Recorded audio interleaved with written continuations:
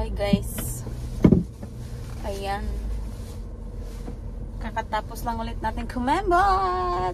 Parang grabe yung energy ko ngayon ha. Parang oy.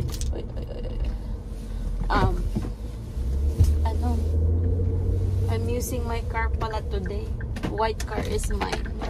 Yung itim sa husband ko.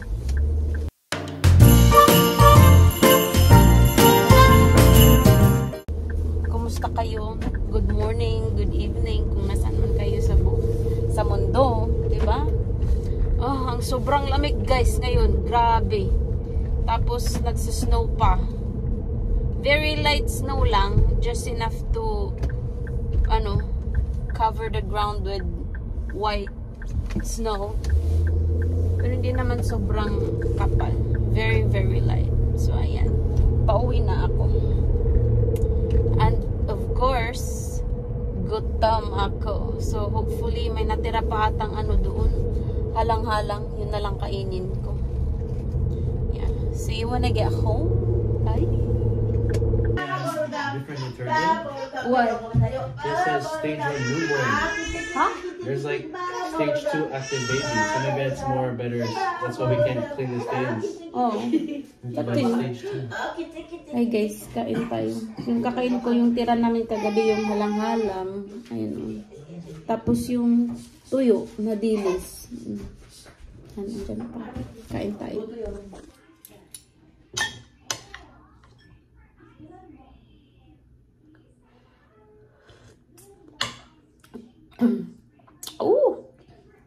Haghang dilit sumasang tutunlan. Kalamay ba? Tapos syempre yung sariling gawa ko na sukang pinakirad.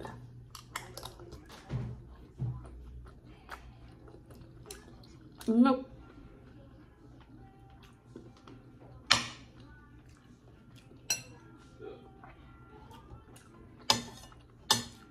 Ayan, after ng lunch ko, nagnap ako agad. Nakanap ako ng 2 hours. Kami ni Daisy. Katabi ko si Daisy. Tapos ngayon, nandito na naman ako sa sasakyan. Kasi may kimbot ako. Quickly, mga 3 hours lang yun. So, papunta ako doon. I don't know, maybe this vlog is going to be a short one. We'll see. Kasi hindi ko pa alam yung Tapos habang natutulog ako guys, pumunta pala yung lola ni Daisy, isa sa mga lola ni Daisy. Nag-drop off ng mga gifts. Grabe ang regalo ni Daisy guys, isang bag. Alam mo yung bag ni Santa Claus na madaming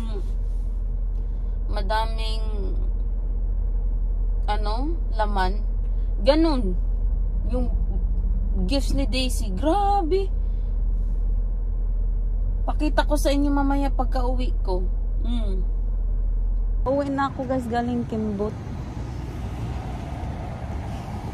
Daan muna ako dito sa Shoppers Drug Mart kasi bibili ako ng detergent.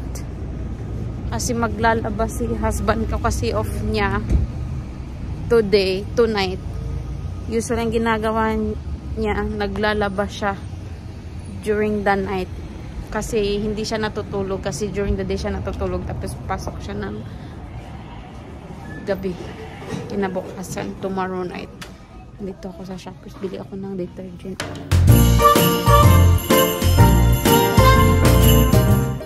Walang malalaki na detergent. Puro maliliit. Yung ganito lang kaliit. Yan. So, hindi ko alam kung anong bibilhin ko. Yun kung na lang siguro yung naka-sale. Yun, bibili na lang ako ng malaki pag nasa Walmart kami. So I decided to buy this one guys, Tide Downy, para hindi na ako bumili ng softener. Bibilhin ko dalawa kasi naka-sale, $5.99. Pakita ko sa inyo. Ayun, naka-sale siya. At din ako ng Oxy powder para kay Baby Daisy, yung pangbata. Para pang ng stain. Meron sila ng spray, pero meron ako ng spray sa bahay. I just need a powder one to soak Daisy's clothing, yung mga may stain. Kaso wala din sila. Kaysa nakapumunta guys, laging ubusan ng ganun. Hindi ko alam kung bakit. Ayun, ito na lang. Dalawa. Ayan guys. Ito lang nabili ko, dalawa. Tapos tumawag sa akin si husband. Nag-request daw ng steak si biyanan ko. Si mother-in-law ko. So, ang gagawin ko, malapit lang naman ito sa bahay. Mga 1 minute, 2 minutes drive lang. Malapit lang ako sa bahay. Ang gagawin ko, pick upin ko si husband ko. Tapos punta kami ng grocery shopping. Yung malapit sa yung malapit sa bahay para bumili ng steak. Mabilis lang naman lutuin ng steak. Kaya, okay lang. Hindi ko alam kung gusto niyang may veggie. Pwede naman. Mag-bake lang ako ng potatoes. Mabilis lang naman yun. So, yun lang. Bibili na sana ako ng ng chichirya. Yung cronuts na Cheetos, yung crispy. Kasi wala akong kembot bukas ng umaga. So plano ko mag Netflix and chill kami ng husband ko. Diba?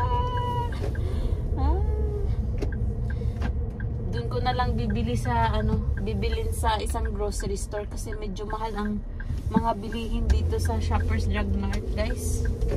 Hindi ko alam kung bakit. You're just paying for the name of the stores, but everything else, they're all the same. All same brand and, item. Anyways. So, andito na kami, guys. Dito lang kami pupunta sa, sa Real Superstore. Real Canadian Superstore. Kasi malapit lang to sa bahay. Wala lang 5 minutes. Mga 2-3 minutes drive, guys. Kaya gusto ko dito sa nabili naming bahay kasi it's close to everything. So, yan. Ito na kasi loob. Si husband ko usually pumipili ng steak, guys, kasi hindi ko alam.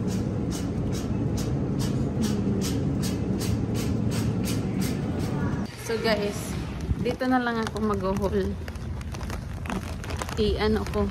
Grocery haul habang pupunta sa sasakyan. So, bumili ng steak yung husband ko. Steak, butter, tsaka pakita nga mga cookies. Yung 3 chocolate chip cookies. Nag-request na naman siya. Mag-cookie daw kami.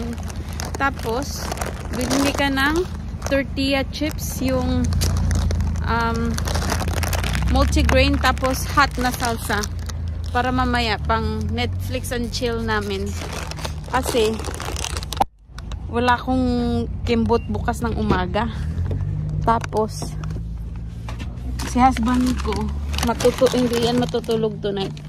So, mag-Netflix and chill kami. Char! So, ang husband kong magluluto ng steak, guys. I-reverse sear daw niya. Can you explain it, babe? Google reverse series. I don't want to try my secret. Char, i-reverse sear daw niya. Naiyayan kaya ayaw magsalita eh.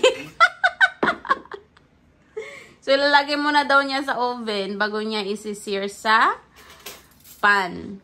Tingnan mo, parang true chef Omer. Ano ba siya sa puwit?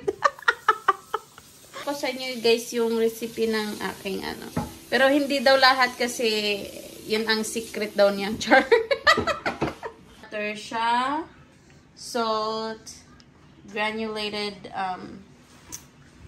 garlic, tapos black pepper. Tapos gagawa ko ulit ng cookie mamaya. Ayan. Ang ipares namin sa aming steak is mushroom and rice. Yan. Soaking sa water na lang yan. Ayan guys, nalagyan na to ni hubby sa sa oven for a few minutes. Kaya hindi siya masyadong luto. Tapos isi-sear niya doon sa ating cast iron. Pinapainit lang niya yung cast iron. Lagyan na yan ng vegetable oil. Okay. Para hindi masunog yung butter. Ganon siya guys. Dapat lagyan nyo muna ng oil bago yung butter para hindi masunog yung butter. Yan. Lagyan na niya ng black pepper. Yan. Lagyan na ng powdered garlic or granulated garlic. We make a little more sauce, actually. You do that on both sides. Na-flip na yan ng husband ko. Tapos, gawin niya ulit yung kabilang side. Guys, nilagay na ni husband yung ating steak. The pan is crowded. Yes. Yan, babalik ka rin na ng husband ko, guys. Wow. Nilagay niya ni garlic ni hubby yung garlic, butter, saka thyme. Yan.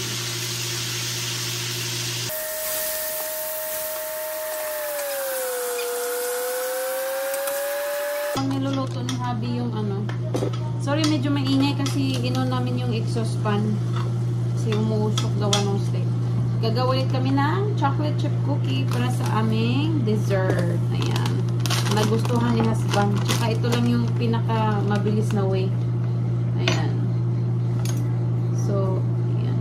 Butter or margarine. Oh, this one is different, babe. It says butter or margarine, soften, and then just a tablespoon of water. No egg. So, yan. Hindi na tayo pala maglalagay ng egg nito. Guys, nahiwa na ng husband natin ang ating steak. Perfect. Ayan. Ang aking bana sa kanyang steak. So, ayan. Naluto na yung mushroom natin, guys. So, yung butter tsaka yung oil na pinaglutuan natin sa steak. Yun lang yung ginamit ng husband ko para lutuin yung mushroom. So, may sabaw pa itong ating pan. Galing yan sa mushroom. Ang gagawin kong peppercorn na gravy. Pero hindi ko na siya lalagyan ng cream kasi wala kaming cream. So, ang gagawin ko, I just added more and more crushed pepper, freshly crushed black pepper. And then, lagyan ko lang siya ng cornstarch para mag-thicken. Ayan. Ayan. And then, i-mix lang natin yan siya until thicken. Ayan. Magti-thick na to, guys. Yan na yung ating gravy, guys. Nagdagan ko pala to ng kaunting red wine para may kick. Mga 1 tablespoon ng red wine. Okay na yan. Tapos ko na yung ating cookie. Yan. Ilalagay ko na to sa oven habang kumakain kami. Ito, for some reason, 13 minutes ito. Hindi kagaya nung last time na nagawa ko, 20 minutes. Ito, 13 minutes lang. Yan.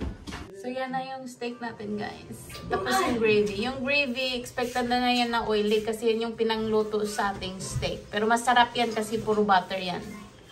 Rice, tsaka mushroom. Ayan. Baby Daisy, guys, is salmon tsaka rice. Yay! Kasi hindi pa siya pwede sa steak.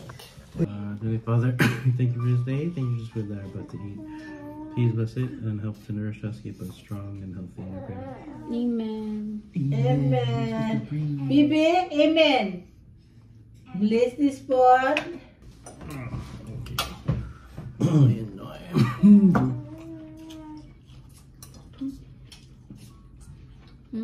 Good job, Mahal.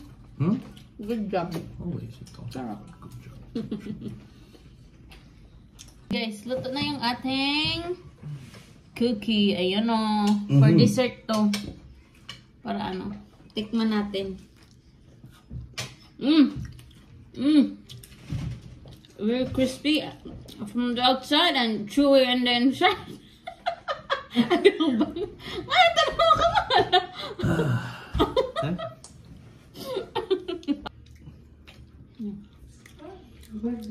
Ako mag-ubos ng cookies, guys, kasi yung husband ko hindi pwedeng madamihan ng sugar. Excuses. Para si mama lang kumain ng cookies. Sabi ng cookies. I remember this cookie from our school cafeteria when I was in high school. This is how it really tastes like. Crunchy and soft in the inside. He's the baby. I saw him right away. Sarap tahan, guys. Ba't anong date ba yung dumating ka? Maliit pa siya, kung December. Bagong panganak siya. Lilinisin ko yung lutaan namin kasi it's been long overdue. Kaso hindi ko mahanap yung pangkuskus niya. Hindi ko alam kung nasaan. Yung gagamitin natin ito. Cerama Bright. Ito ang ginagamit kong panglinis. Cerama Bright. So, ang gagawin ko. Gaganunin ko na lang. Ganyan lang siya.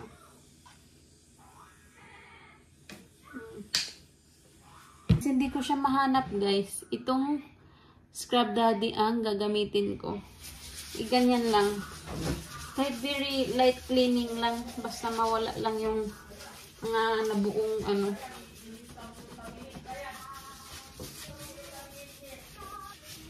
Ask ko yung husband ko kung alam niya kung nasaan. Kasi wala sa lagayan. Kung saan nilalagyan ko yung sulit. So guys, hindi din alam ng asawa kung nasan yung pangkuskus. So ito na lang gagamitin ko. Kasama din ito dun sa package ng Cerama Bright. Kaso hindi nga siya malilinis ng ano, yung perfect na perfect. Yung wala talagang sunog na sunog-sunog. Ginamit ko yung Scrub Daddy. Nakita ng husband ko. Sabi niya wag daw ang Scrub Daddy. Kasi may mga review daw na scratch yung ano nila, yung lutuan nila daw ng Scrub Daddy. Ang hirap kasi nito pag ganito lang, oh. Ang tigas tanggalin. Mas okay yung may pangkuskus talaga. Yung parang blade. Yung blade siya, guys, na pangkuskus. Eh, ito na lang muna. Tsaka ko na linisin ng maayos kapag nakita ko na yun. Kasi, my arm is so sore now just by scrubbing it like this. So, just whatever. Just to clean it a little bit lang naman. Yes, na-wipe ko na pala siya ng wet cloth. Nakalimutan ko. Nakalimutan ko ipakita. So, idadry na natin pa siya ng paper towel. Hindi na. Nandiyan na si Baby Daisy.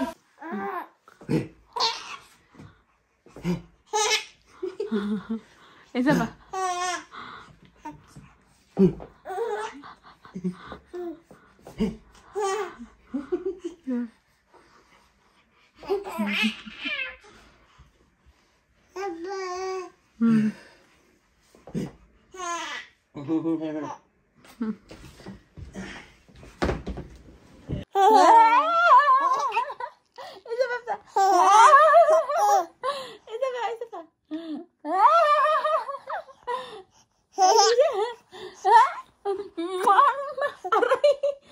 Kamerasan ko. Say good night na. Good night na. Say good night, everyone. So don't forget to like, share, and subscribe. Bye-bye na. Kiss them. Kiss them goodbye. Kiss them goodbye. Ay, sus ko yun naman.